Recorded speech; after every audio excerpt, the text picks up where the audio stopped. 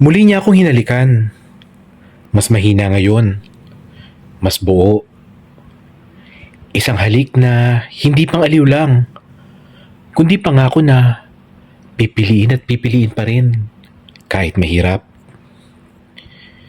At sa gabing yun, ay hindi na kami nag-usap pa. Hindi dahil tapos ng problema, kundi dahil minsan, ang halik ang unang hakbang bago ang mas mahirap na usapan.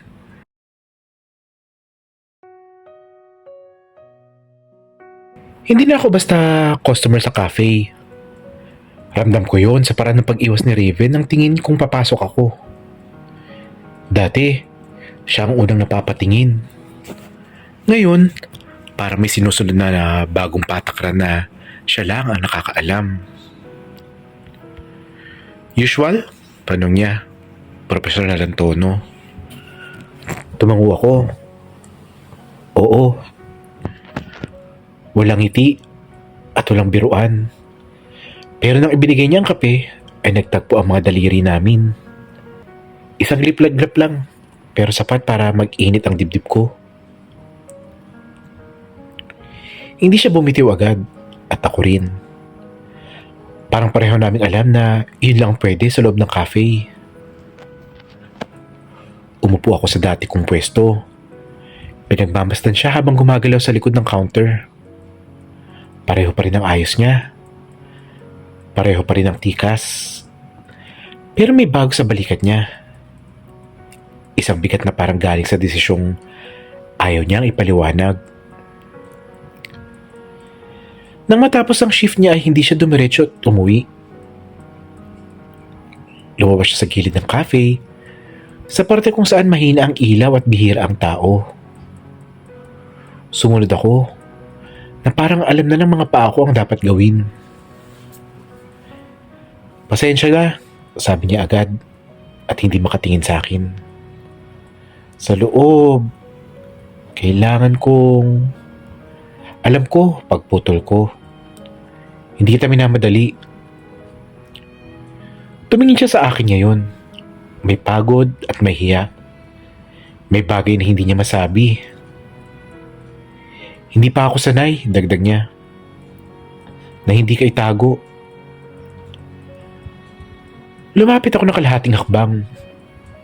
Hindi rin ako. Tahimik uli.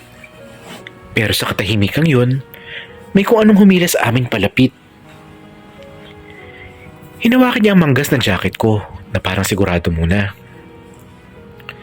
Parang humihingi ng pahintulot na hindi na kailangan ibigay. At doon niya ginawa.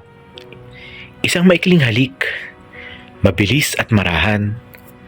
Parang lihim na binulong sa pagitan ng hinga. Hindi para magpainit, kundi para magpaalala. Sa labas lang, bulong niya. Sa ngayon, ngumiti ako at sumagot. Okay na yun. Umalis siya agad. Bumalik sa loob. Bumalik sa ilaw. Ako naman nanatili sa dilim sandali. Dala ang halik na hindi naman dapat sapat pero pinagkakasya ko. At doon ko naintindihan ng simula.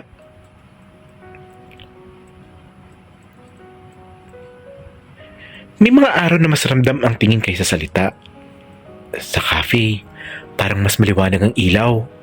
O baka masanay na lang ako magbasa sa mga mata. Napansin ko ang isang coworker ni Raven na mas madalas niyang sinusundan ng tingin. Isang ngiti rito, isang biro roon. May konting lambing at hindi mukhang inosente. At si Raven, mas maingat kaysa dati. Table 3, sabi ng coworker, sabay sulyap sa akin. The usual? Tanong ni Raven. Diretso ang boses at hindi tumitingin. Tumango ako, umupo at naghintay. Habang inaabot niya ang kape, ramdam ko ang bigat ng katahimikan. Hindi dahil wala kaming gustong sabihin, kundi dahil maraming pwedeng makakita. May isang regular customer na nagtanong, boyfriend mo ba yun? Sabay turo sa akin na parang biro lang. Natigilan si Raven. Ngumiti siya at sumagot ng profesional. Customer po. Tumama yun. Hindi dahil mali, kung dahil tama sa harap ng lahat. Hindi ko siya tinignan. Ayokong gawing mas mahirap ang araw niya. Pero sa loob ko, may kumurot na hindi ko maikakaila. Pagkatapos ng shift ay hindi siya lumabas agad. Nakita ko siya nag-aayos. Mabagal ang kilos. Parang hinihintay kung may aalis na. Para bang sinusukat kung ligtas na. Nang makalapit ako ay sinabi niya, may mga tanong. Napansin ko, sagot ko. Hindi siya humingi ng tawad. Hindi rin ako nagreklamo. Nakatayo lang kami sa gilid. May pagitan na hindi pisikal. Hindi pa ako handa, sabi niya sa wakas. Pero ayoko mawala ka. Tumango ako. Hindi rin kita iiwan. Nagkatinginan kami. Mahaba, mabigat. Parang may halik na gustong mangyari pero pinili naming huwag at magpigil. May mga mata sa cafe. May mga salitang hindi pwedeng sabihin. At may pag-ibig na natuto ng maghintay. Nauna akong umalis. Dahil alam ko may laban na hindi ko pa oras. At sa likod ko, ramdam ko nakatingin pa rin siya. Hindi bilang barista, kundi bilang taong pinipigilan ng sarili para manatili.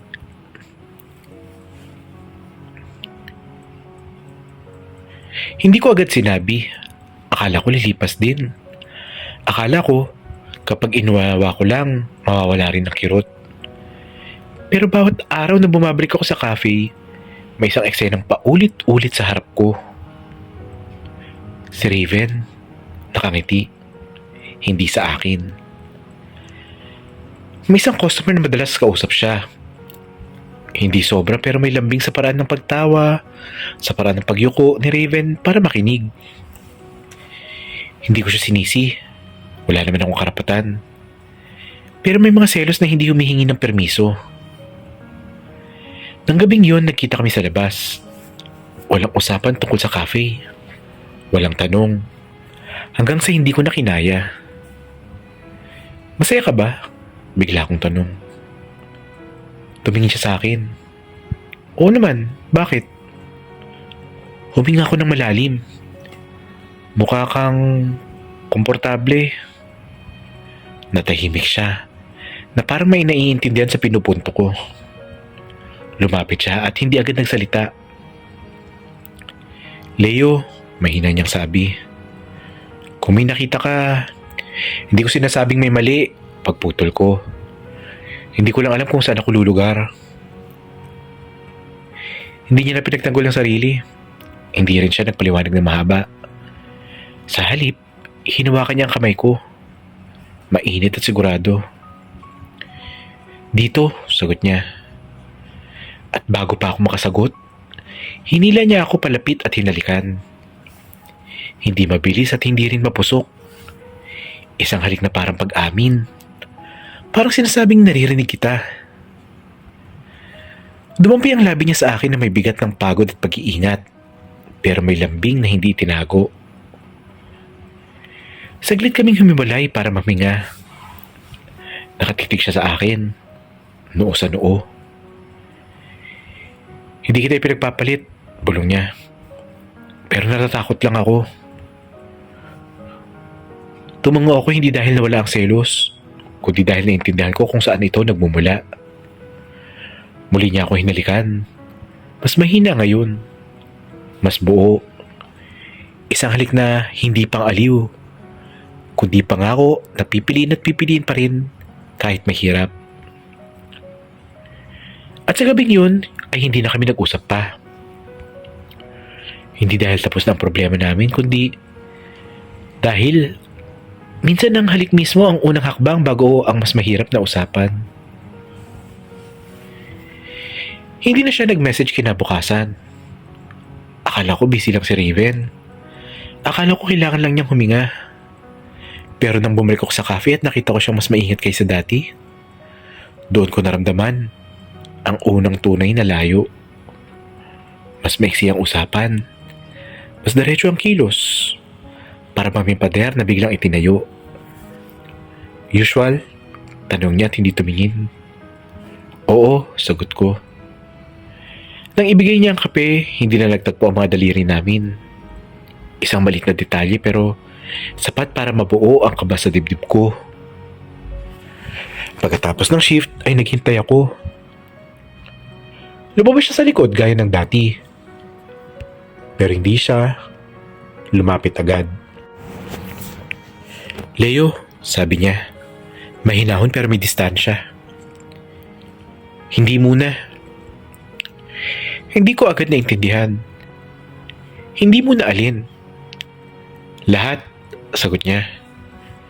Kailangan kong ayusin ang isip ko. Tumungo ako kahit masakit. Okay. Humakbang ako palapit. Hindi para pilitin siya, kundi para magpaalam ng maayos. Naramdaman kong lumapit din siya. Parang nakalimutan sandali ang desisyon. Nasa pagitan na kami ng halik. Isang hinga na lang ang pagitan. Hinawakan niya ang manggas ko. Bahagya. Parang gusto. Parang alam. Parang kanina pa hinahanap. Pero huminto siya. Hindi, bulong niya. Hindi ngayon. Binitawan niya ang kanyang pagkakahawak. Umatras na isang hakbang. Mas sakit pa nga yun kaysa kung tinulak niya ako palayo. Pasensya na, dagdag niya. Ayokong masaktan ka habang hindi pa ako buo. Hindi na ako umimik at tumangulang. Dahil alam kong kung magsasalita pa ako, baka hindi na kami tumigil. Una siyang umalis. Naiwan ako sa parehong pwesto kung saan minsan ay mga halik na mababilis at lihim. Ngayon, puro hangin na lang ang natira.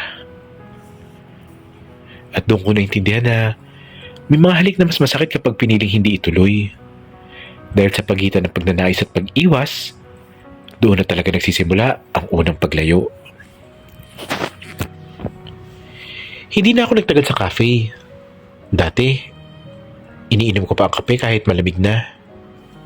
Ngayon, isang higop lang tapos aalis na. Hindi dahil ayaw ko kay Raven kundi dahil mas masakit ang manatili. Isang hapon narinig ko ang usapan nila sa likod ng counter. Hindi ko sinasadya. Hindi rin nila alam na naroon ako. May napapansin na kasi, sabi ng isa sa kanila. Basta professional lang, sagot ng manager. Ayoko may issue dito. Hindi binanggit ang pangalan ko. Hindi na rin kailangan. Nang lumabas si Raven para mag-break ay iba ang tindig niya. Parang mas mabigat ang balikat. Parang may desisyong pinipilit buuin habang naglalakad. May nangyari ba? Maingat kong tanong. Umiling siya. Wala. Doon ko nalaman na may tinanong sa trabaho na hindi na niya kayang ikwento. Raven, kung may problema, Leo, putol niya. Pwede bang wag muna?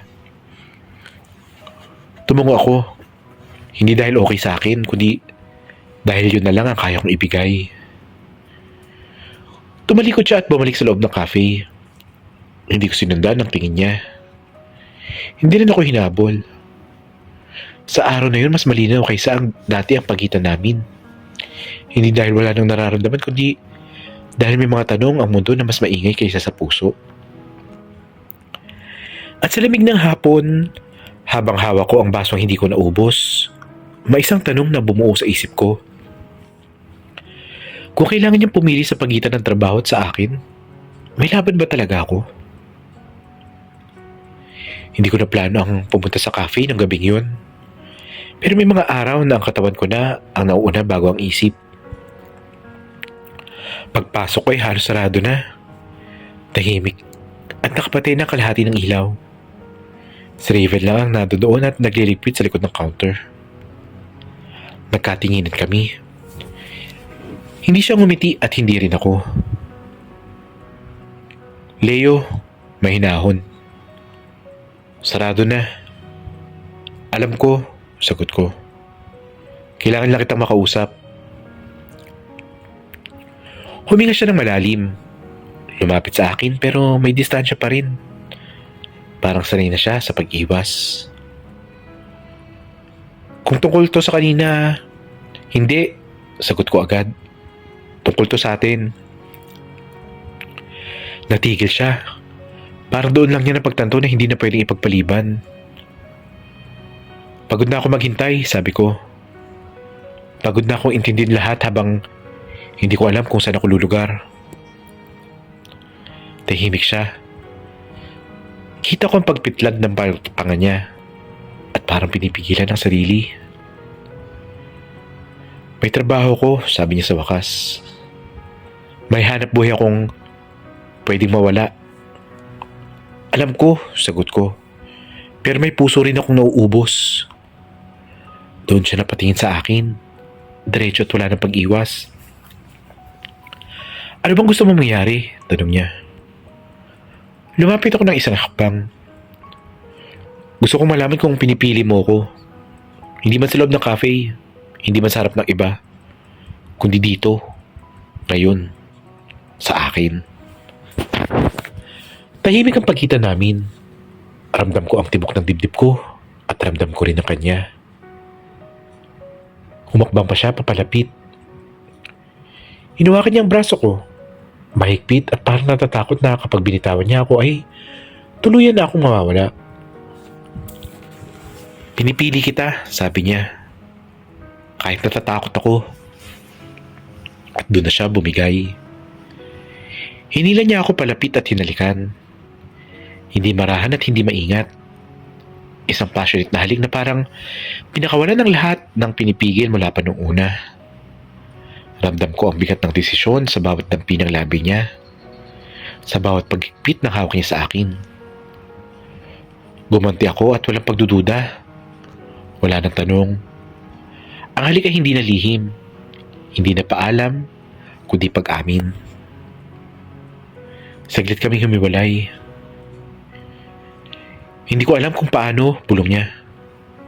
Pero ayoko mawala ka talaga. Tumango ako. Hindi ko kailangan ng perpektong relasyon. Ang kailangan ko lang ay totoo. Muli niya akong hinalikan. Mas mabagal ngayon at mas buo. Isang halik na hindi nangako ng madali pero nangako ng paninindigan.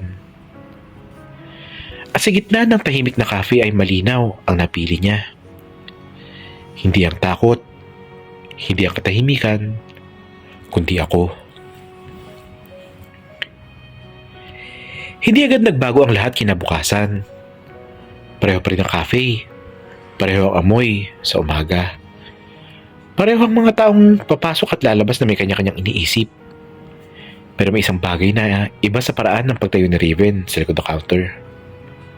Mas tuwid ang balikat at mas malinaw ang tingin. Nang pumasok ako hindi siya umiwas. Hindi rin siya ngumiti ng sobra.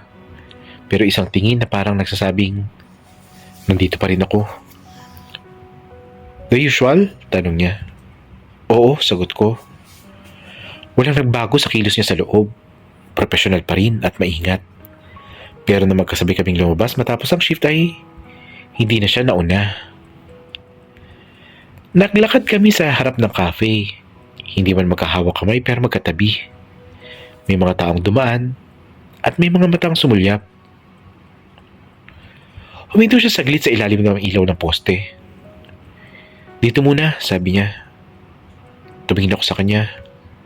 Okay lang ba? Tumango siya. Hindi sigurado. Pero wala ring takot. Parang taong sumusubok huminga sa mas maliwanag na lugar. Lumapit siya ng kaunti. Hindi para magtago. At hindi rin para magpakitang gilas. At doon niya ginawa ang una hakbang. Isang malambot na halik. Maikli at marahan. Dumampi ito sa labi ko na parang sinasadyang maging simple. Hindi sabik at walang pagmamadali. Isang halik na hindi humihingi ng atensyon, pero hindi na rin nagtatago. May dumaan sa likod namin, may ingay na sasakyan at walang tumigil. Huminga siya ng lalim pagkatapos. Hindi pa ako handa sa lahat, sabi niya. Pero ayoko nang umatras. Ngumiti ako. Hindi rin kita hinihila. Nagpatuloy kami sa paglalakad at magkatabi pa rin. Mas malinaw ang pagitan at mas malinaw din ang direksyon. Hindi ito deklarasyon sa harap ng mundo. Pero iyon ang unang beses na hindi namin inilihis ang mukha namin sa liwanag. At minsan, sapat na ang unang hakbang para malaman mong handa ka na magpatuloy. Hindi na kami nagmamadali. Sa mga sumunod na araw, bumabalik ako sa cafe na parang dati. Umuupo sa parehong mesa. Umuorder ng parehong kape. Pero may nagbago sa pagitan namin ni Raven. Kapayapaan. Hindi na siya kinakabahan sa bawat sulyap. Hindi rin ako naghahanap ng patunay sa bawat kilos. May mga bagay na hindi na kailangan ipaliwanag kapag pareho na kayong nandirito. Isang gabi pagkatapos ng shift ay sabay kami naglakad pa uwi. Tahimik ang paligid. Bukas ang ilaw ng mga tindahan. Huminto kami. Walang tao, walang nanonood. Salamat, sabi niya bigla. Para saan? Tanong ko. Sa paghihintay, sagot niya. Sa hindi pagpilit. Ngumiti ako. Salamat din sa pagpili. Lumapit siya. Walang alinlangan. Walang tingin sa paligid. At hinalikan niya ako. Isang tahimik at siguradong halik. Hindi sabik, hindi nagmamadali. Isang halik na parang pahinga matapos ang mahabang araw. Ramdam ko ang katiyakang nasa hawak niya. Ang katahimikang hindi na kailangan itago. Naghiwalay kami ng magaan ng dibdib. Hindi kami naging perpekto at hindi rin naging madali ang lahat. Pero pinili naming manatili. Pinili namin maglakad ng dahan-dahan pero magkasama. At sa gitna ng amoy ng kape at ingay ng lungsod, ay doon natapos ang lahat. Sa katahimikang pinili naming panindigan. Ang pag-ibig na totoo hindi kailangan ipagsigawan, pero kailangan ng tapang para piliin, lalo na kapag mas madali ang umatras. Minsan, ang pinakamalakas na desisyon ay ang manatili at maging tahimik, malinaw at buo.